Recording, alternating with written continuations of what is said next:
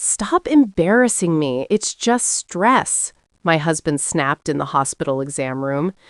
The nurse stared at the necklace around my neck. Ma'am, did your husband give you that? She asked quietly. Then she called the doctor back in. My name is Emily Carter, and I'm 34 years old. I work as a middle school librarian in a quiet town where most days smell like paper, dust, and pencil shavings.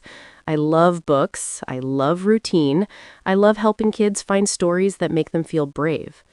My life used to feel simple. I had a small house, a steady job, and a husband everyone described as charming. We had been married 7 years. To the outside world, we looked normal, happy even. But for months, something strange had been happening to me. Every single morning, I woke up feeling sick. Not the kind of sickness you get from bad food. It was deeper. My stomach twisted, my head spun, and sometimes the room tilted like I was on a boat. I went to doctor after doctor. Blood tests, scans. Everything came back normal.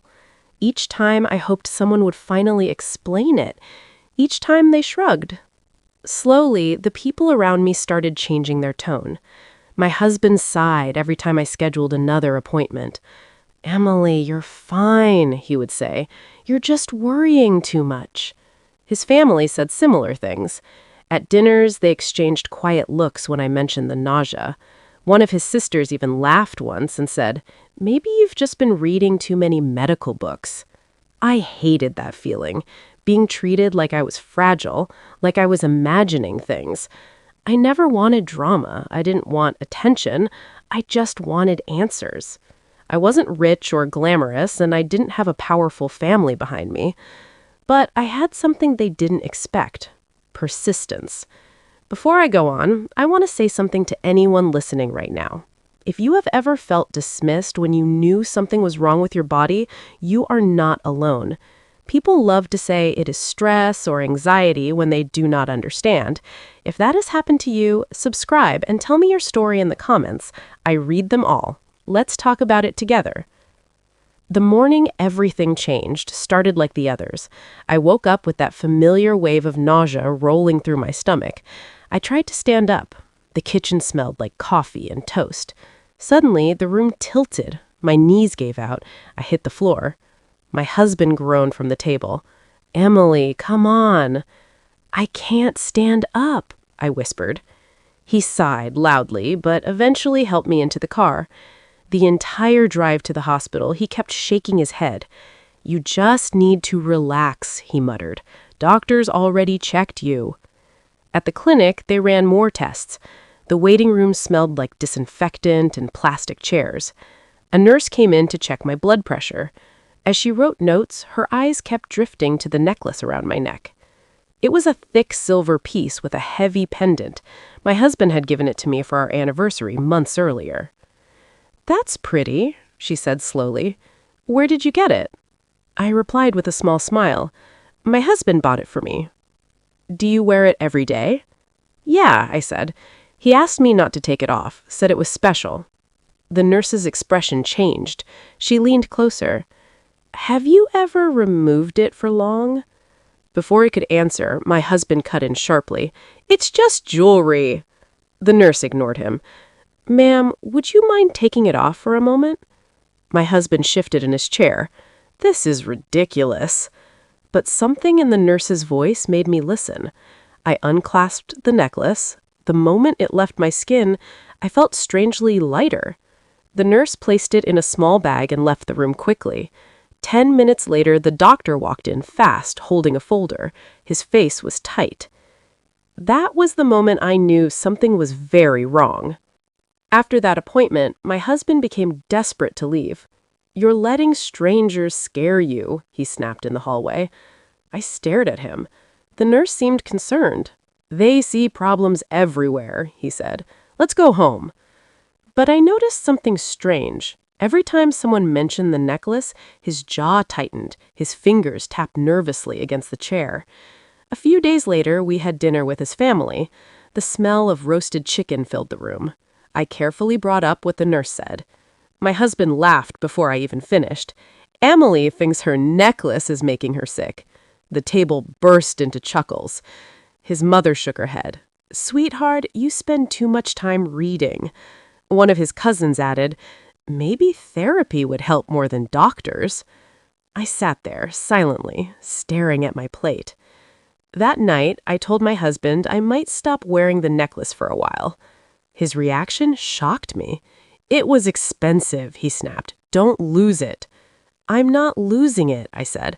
"I just want to see if it changes anything." He stepped closer, voice low. "Just wear it." After that, I started paying attention. The strange thing was, my nausea eased slightly when I left the necklace off for a few hours while showering or sleeping. When I wore it again, the dizziness returned. The pattern terrified me. Meanwhile, my husband kept insisting I wear it. Every time I forgot, he noticed. "You took it off again?" he asked one morning sharply. It was bothering my neck. He stared at me in a way that made my stomach twist for a completely different reason. For years, I had been quiet during arguments. I avoided conflict. But I had one habit nobody noticed. I saved things. Texts, emails, messages. Sometimes I even recorded conversations on my phone when arguments got heated. Not out of revenge, just to remember what was said. When my husband began complaining about hospital bills months earlier, I saved those messages too. "What they don't tell you," he once muttered in a recorded argument, "is how expensive sick spouses are." I never forgot that sentence. After the necklace incident, I began documenting everything. When he texted, "Just keep wearing it like I told you," I saved it. When doctors wrote reports about my symptoms, I saved those too. I backed everything up online. Slowly, my confusion turned into focus. The quiet woman everyone mocked had started building a file. I needed someone who would actually listen. That person turned out to be Dr. Patel. He was an older physician at the hospital who had treated me once before. Calm voice, careful eyes. I showed him the lab results from the nurse's test and explained the necklace situation. He studied the paperwork for a long time. "Certain metals," he said finally, "can cause poisoning symptoms with prolonged exposure." My heart pounded. "You think that necklace could do that?" "I don't know yet," he said carefully, "but I want to test it properly." I handed it to him. Meanwhile, my husband grew more confident. At family gatherings, he began telling people I was mentally unstable. "She reads too much internet nonsense," he joked one night. His relatives nodded sympathetically. One of them even suggested I take time off work. "I might need to manage the finances," my husband joked loudly. They believed him completely. But while they were laughing, Dr. Patel was running tests. Then, one evening, he called me. "Emily," he said quietly, "we need to talk." I invited my husband to sit with me in the living room the next day. "I want to apologize," I told him. He looked satisfied. Good. A knock came at the door. When I opened it, Dr. Patel and a hospital legal advisor stepped inside. My husband stood up fast. "Why are doctors in my house?" Dr. Patel held up a sealed report. "We tested the necklace," he said calmly.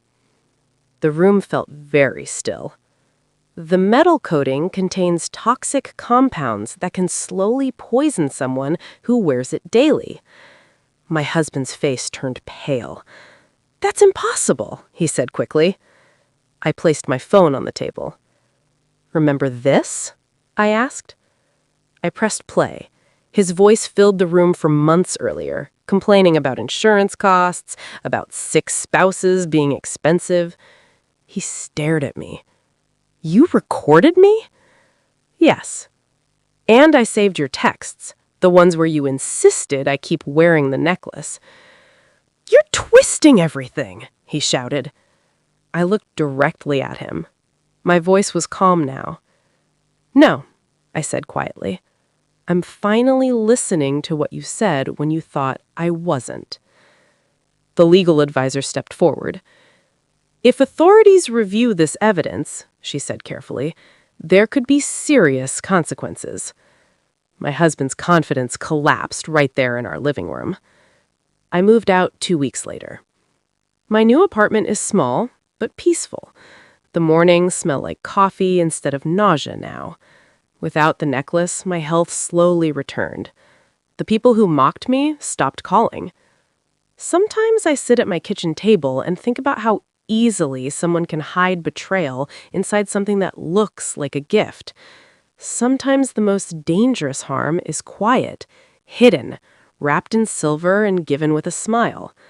Sometimes the worst betrayal is the one you wear close to your skin without realizing it.